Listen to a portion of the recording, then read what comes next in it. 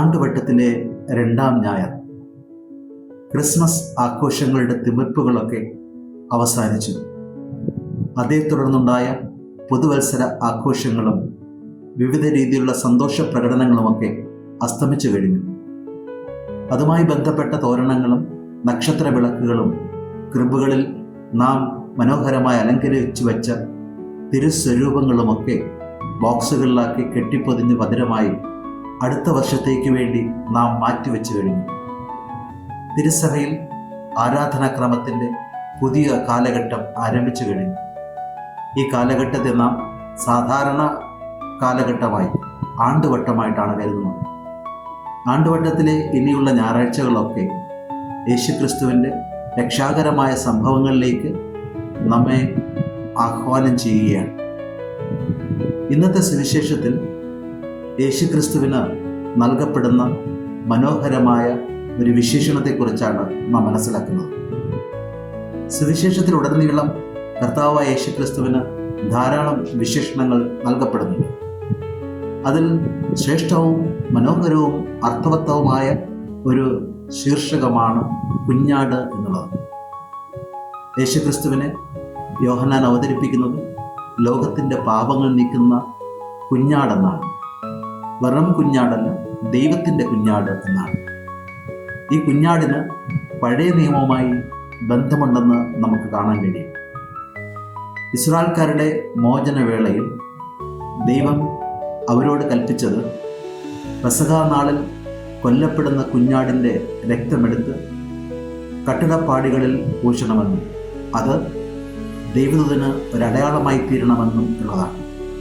കാരണം ഇസ്രായേൽ ജനിക്കുന്ന എല്ലാ ആദ്യജാതന്മാരുടെയും ജീവനും സംരക്ഷിക്കപ്പെടുന്നു. എന്നാൽ ആ ദേശത്തുള്ളവരുടെ ആദ്യജാതന്മാർ കൊല്ലപ്പെട്ട് കഴിയുന്നതിലൂടെയാണ് മോചനത്തിനുള്ള ഒരു സന്ദേശം അവർക്ക് ലഭിക്കുന്നത്. ആ ദൈവത്തിൻ്റെ യാത്രാവേളകളിൽ യഹൂദ മക്കളിലെ ആദ്യജാതന്മാർ കൊല്ലപ്പെടാതിരിക്കാൻ സംരക്ഷണം ഒരുക്കുവാൻ വേണ്ടിയാണ് ദൈവം കട്ടിടപ്പാടുകളിൽ രക്തത്തിൻ്റെ അടയാളം സൂക്ഷിക്കണമെന്ന് ആവശ്യപ്പെട്ടത്. കുഞ്ഞാടിനെ കൊന്ന് സൂക്ഷിക്കപ്പെട്ട അടയാളങ്ങളിലൂടെ ദൈവദൂതൻ ആ ഭവനങ്ങളിൽ കയറാതെ ആ ഭവനങ്ങളെ സംരക്ഷിച്ച് കടന്നുപോകും എന്നുള്ളതാണ് അതിലൂടെ നമുക്ക് ലഭ്യമാകുന്ന സൂചന. രണ്ടാമത്, നാം ഇസ്രായേൽക്കാരുടെ ചരിത്രത്തിൽ കാണുന്നത് രാവിലെയും വൈകുന്നേരങ്ങളിലും അവരുടെ പ്രാർത്ഥനാ വേളകളിൽ പ്രത്യേകിച്ച് കുഞ്ഞാടുകളെ ബലിയായി അർപ്പിച്ചുകൊണ്ട് പാപപരിഹാര പ്രാർത്ഥനകൾ നടത്തിയിരുന്നു എന്നുള്ളതാണ്. പാപപരിഹാരാർത്ഥം ഇപ്രകാരം പ്രഭാതങ്ങളിലും പ്രദോഷങ്ങളിലും ബലികൾ അർപ്പിച്ചുകൊണ്ട് ദൈവ അനുഗ്രഹം അവർ സ്വായത്തമാക്കി പോന്നിരുന്നു. മൂന്നാമത്, അബ്രഹാമിൻ്റെ ജീവിതവുമായി ബന്ധപ്പെട്ടാണ് നാം കുഞ്ഞാടിനെ കാണുന്നത്. ഉൽപ്പത്തി പുസ്തകം 28-ാം അധ്യായത്തിൽ മോറിയ മലയിലേക്ക് തൻ്റെ മകനെയും കൊണ്ടുപോകുന്ന അബ്രഹാമിനെ നാം കാണുന്നു. അബ്രഹാമിൻ്റെ മകനെ ബലിയർപ്പിക്കണമെന്നുള്ള ദൈവത്തിൻ്റെ കൽപ്പന ശിരസ വഹിച്ചുകൊണ്ടാണ് അബ്രഹാം മോറിയ മലയിലേക്ക് പോകുന്നത്. യാത്രാവേളയിൽ മകൻ അബ്രഹാമിനോട് ചോദിക്കുകയുണ്ടായി, ബലിക്ക് വേണ്ടിയുള്ള എല്ലാ വസ്തുക്കളും നമ്മുടെ കയ്യിലുണ്ട്, പക്ഷേ ബലിമൃഗം മാത്രം നമ്മുടെ കയ്യിൽ നൽകപ്പെട്ടിട്ടില്ല. ഇപ്പോഴാണ് അബ്രഹാം മറുപടി പറയുന്നത്, ദൈവം തരണം. ബലിമൃഗത്തെ ദൈവം തരും എന്നുള്ള ഒരു വാഗ്ദാനം അവിടെ നമുക്ക് വ്യക്തമായിട്ട് കാണാൻ കഴിയും. അന്ന് വാഗ്ദാനം ചെയ്യപ്പെട്ട ബലിമൃഗമാണ് തൻ്റെ പ്രിയപുത്രനായ യേശുക്രിസ്തു. ഈ 3 കുഞ്ഞാടുകളെക്കുറിച്ചുള്ള പരാമർശങ്ങളെയും സംബന്ധിച്ച് നമുക്ക് യേശുക്രിസ്തുവിൻ്റെ ജീവിതവുമായി ബന്ധപ്പെടുത്തി പറയുവാൻ കഴിയും. ഒന്നാമത്തെ പരാമർശം പെസഹ വേളയിൽ അറുക്കപ്പെടുന്ന കുഞ്ഞാടുമായി ബന്ധപ്പെട്ടാണ്. പെസഹ വേളയിൽ അറുക്കപ്പെടുന്ന ആ കുഞ്ഞാട് അവരെ സംബന്ധിച്ചിടത്തോളം പെസഹ ആഘോഷത്തിൻ്റെ വലിയൊരു അടയാളമായിട്ടാണ് നിലകൊണ്ടിരുന്നത്. പുതിയ നിയമത്തിൽ യേശുക്രിസ്തു പെസഹ നാളിൽ ശിഷ്യന്മാരോടൊപ്പം പെസഹ ഭക്ഷിച്ചുകൊണ്ട് ബലിക്കായി തന്നെ വിട്ടുകൊടുക്കുന്നതായി കാണാൻ കഴിയും. ലോകത്തിൻ്റെ മുഴുവൻ പാപങ്ങൾ ഏറ്റുവാങ്ങിക്കൊണ്ടാണ് അവിടുന്ന് ഇപ്രകാരം ബലിക്കായി തന്നെ തന്നെ വിട്ടുകൊടുക്കുന്നു.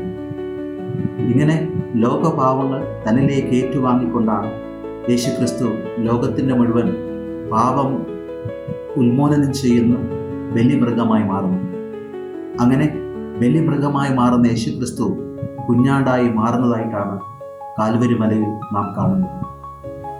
ഇങ്ങനെ ബലിയായി മാറുന്ന യേശുക്രിസ്തുവിൻ്റെ ബലിയുടെ അനുസ്മരണമാണ് സഭയിലെ വിശുദ്ധ കുർബാനയിൽ എല്ലാ ദിവസവും നാം കാണുന്നതും അതിൽ പങ്കാളികളാകുന്നതും. രണ്ടാമത്, ഇസ്രായേൽക്കാരെ സംബന്ധിച്ചിടത്തോളം അവരുടെ ജീവിതത്തിലുണ്ടാകുന്ന പാപങ്ങളെ ഉന്മൂലനം ചെയ്യുവാൻ വേണ്ടി കുഞ്ഞാടിനെ ബലിയായി അർപ്പിച്ചിരുന്നു എന്നുള്ളതാണ്. യേശുക്രിസ്തു ഇതുവരെ ഉണ്ടായിരുന്നതും ഇനി വരാനിരിക്കുന്നതും ഇപ്പോൾ ഉള്ളതുമായ എല്ലാ പാവങ്ങളും തന്നിലേക്ക് ആവഹിച്ചെടുക്കുന്നതിന് കാരണമായി മാറി. കാരണം അവിടുന്ന് ദൈവമാണ്. സ്ഥലത്തിലും കാലത്തിലും അതീതമായി നിൽക്കുന്ന ദൈവം. സ്ഥലത്തിലും കാലത്തിലും വന്നു ചേർന്ന പാവങ്ങളെ സ്ഥലത്തിലും കാലത്തിലും അതീതമായി നിൽക്കുന്ന ദൈവപുത്രൻ തന്നിലേക്ക് ആവഹിച്ചെടുക്കുകയും അവയെ കുരിശിൽ ഹോമബലിയായി അർപ്പിച്ചുകൊണ്ട് മോചനത്തിന് കാരണബോധനായി മാറുകയും ചെയ്യുന്ന അർത്ഥവത്വം അനുഗ്രഹപൂർണമായ സന്ദർഭവുമാണ് കുരിശിലെ യാഗവേളയിൽ നാം കാണുന്നത്.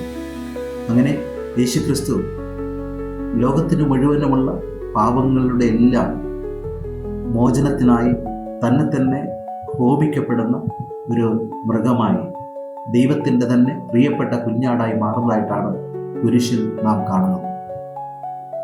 ഇവിടെയാണ് പഴയ നിയമത്തിൽ അബ്രഹാം പറഞ്ഞ ആ വാഗ്ദാനം പൂർത്തീകരിക്കപ്പെടുന്നത്. ദൈവം ബലിമൃഗത്തെ നമുക്ക് നൽകും എന്നുള്ള വാഗ്ദാനം. ദൈവം ബലിമൃഗത്തെ നമുക്ക് നൽകും എന്നുള്ള വാഗ്ദാനം അപ്രകാരം യേശുവിലൂടെ പൂർത്തീകരിക്കപ്പെടുന്നതായി നമുക്ക് കാണാൻ കഴിയും.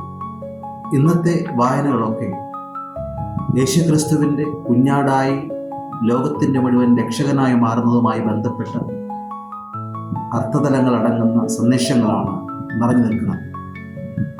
ഒന്നാമത്തെ വായനയിൽ ജനതകൾ ലോകത്തിൻ്റെ പ്രകാശമായി മാറുന്നതും ആ പ്രകാശമായി മാറുന്ന ജനത ലോകത്തിന് മുഴുവൻ രക്ഷ ഏകുന്നതുമായ പ്രവചനത്തെക്കുറിച്ചാണ് ഇസ്യാസ് പ്രവാചകൻ പ്രഖ്യാപിക്കുന്നത്. യേശുക്രിസ്തുവിൻ്റെ രക്ഷ സ്വന്തമാകുന്ന ഓരോ മനുഷ്യനും യേശുക്രിസ്തുവിൻ്റെ രക്ഷ മറ്റുള്ളവർക്ക് പകർന്നു കൊടുക്കുവാൻ കഴിയുന്ന രീതിയിലുള്ള പ്രകാശ ഗോപുരങ്ങളായി മാറുകയാണ്. അപ്രകാരം പ്രകാശ ഗോപുരങ്ങളായി മാറി ലോകത്തിൻ്റെ മുഴുവൻ പാപത്തിൻ്റെ പരിഹാരാർത്ഥം ജീവിതം ഹോമിക്കപ്പെടുന്ന ജീവിതമായി ക്രൈസ്തവ ജീവിതം മാറണമെന്ന് അവിടുന്ന് ആഹ്വാനം ചെയ്യുകയാണ്. രണ്ടാമത്തെ വായനയിൽ കൊറിന്ത്യർക്കെഴുതിയ ലേഖനത്തിൽ വിശുദ്ധ പൗലോസ്ലീഹ ഓരോരുത്തരും വിളിക്കപ്പെട്ടിരിക്കുന്ന ആ ഉദാത്ത വിളിയെക്കുറിച്ച് ഓർമ്മപ്പെടുത്തുകയാണ്. വിശുദ്ധരോടൊപ്പം നിത്യതയുടെ രക്ഷയിലേക്ക് പങ്കാളികളാകുവാനുള്ള ആഹ്വാനത്തെക്കുറിച്ചാണ് പൗലോസ്ലീഹ ഇവിടെ വിവക്ഷിക്കുന്നത്. സുവിശേഷത്തിലാകട്ടെ യേശുക്രിസ്തു ലോകത്തിൻ്റെ മുഴുവൻ പാപങ്ങൾ നീക്കുന്ന കുഞ്ഞാടാണെന്ന് ശക്തമായ രീതിയിലുള്ള അവതരണമാണ് നാം കാണുന്നത്. കുഞ്ഞാടായ യേശുക്രിസ്തുവിൻ്റെ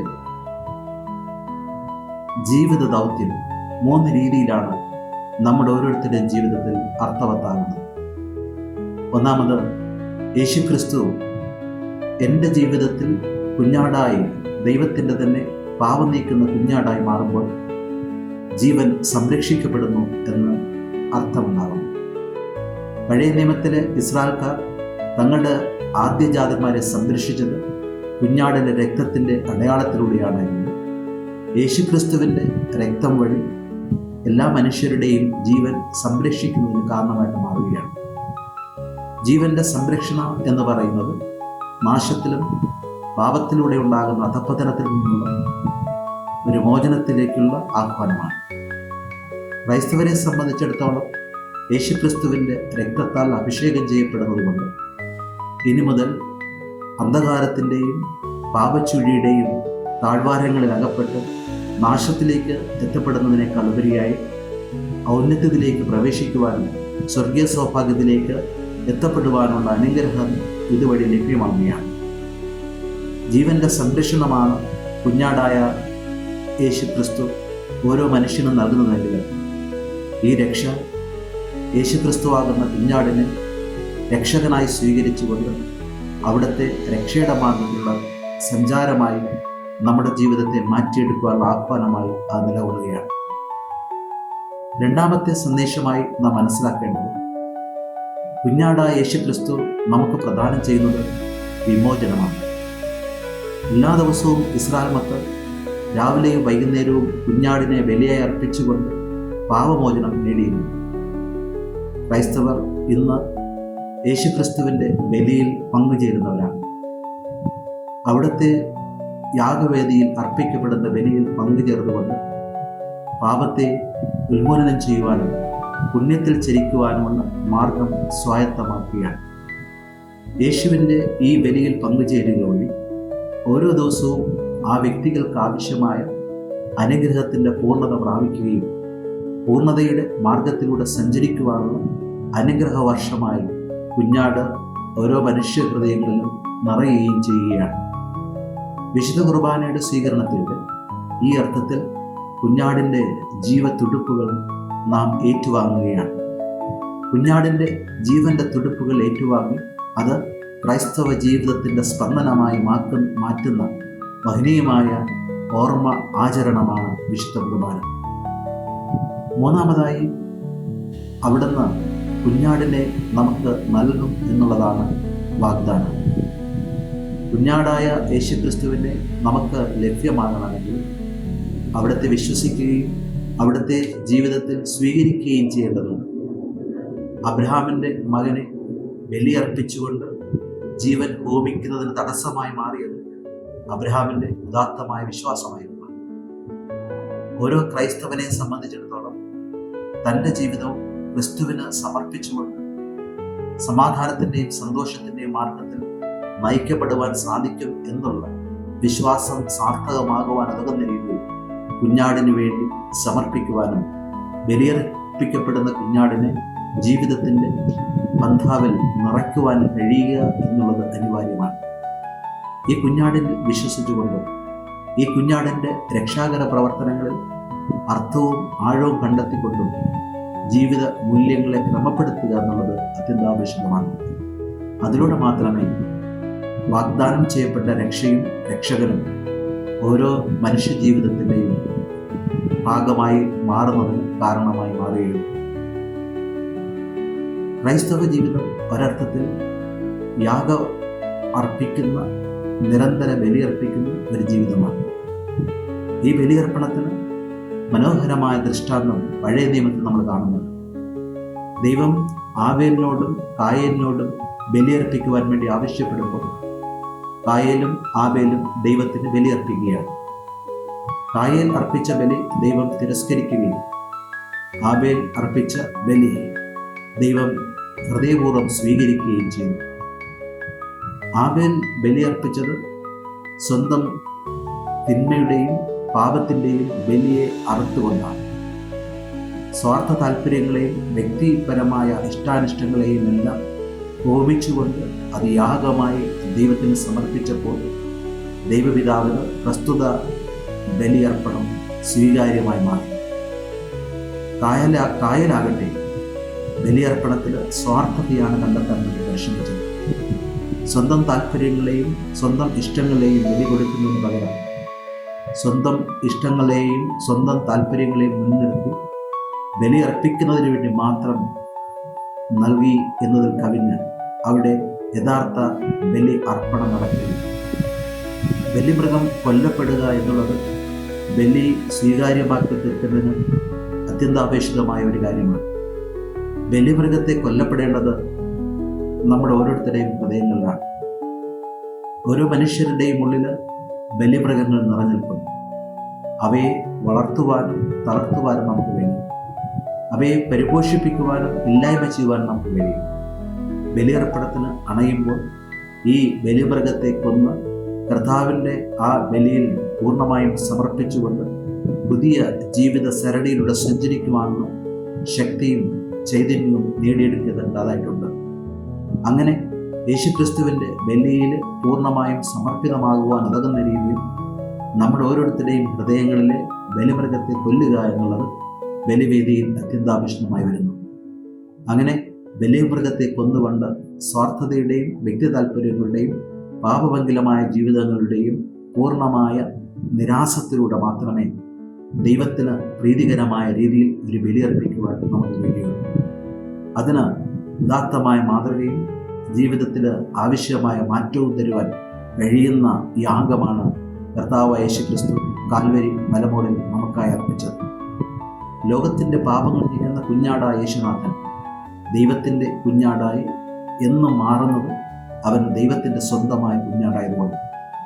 ദൈവത്തിൻ്റെ സ്വന്തമായ ഈ കുഞ്ഞാട് എൻ്റെ ജീവിതത്തിൽ അർപ്പിക്കപ്പെടേണ്ട ബലിയായി മാറുവാൻ ഉതകുന്ന രീതിയിൽ എൻ്റെ ജീവിതത്തിൻ്റെ ഭാഗമായി മാറുകയും എൻ്റെ ജീവിതത്തിൻ്റെ കേന്ദ്രമായി നിലകൊള്ളുകയും ചെയ്യുമ്പോൾ ഞാൻ എന്നിലെ സ്വാർത്ഥതയെ നിരന്തരം അറുത്തുകൊണ്ട് കൊലപ്പെടുത്തിക്കൊണ്ട് യേശുവിൻ്റെ നിലനിൽപ്പിനും യേശുവിൻ്റെ ഔന്നത്യത്തിനും ഉതകുന്ന രീതിയിലുള്ള ബലിയായി ജീവിതത്തെ സമർപ്പിക്കുന്നതിന് കാരണമായിട്ട് മാറും.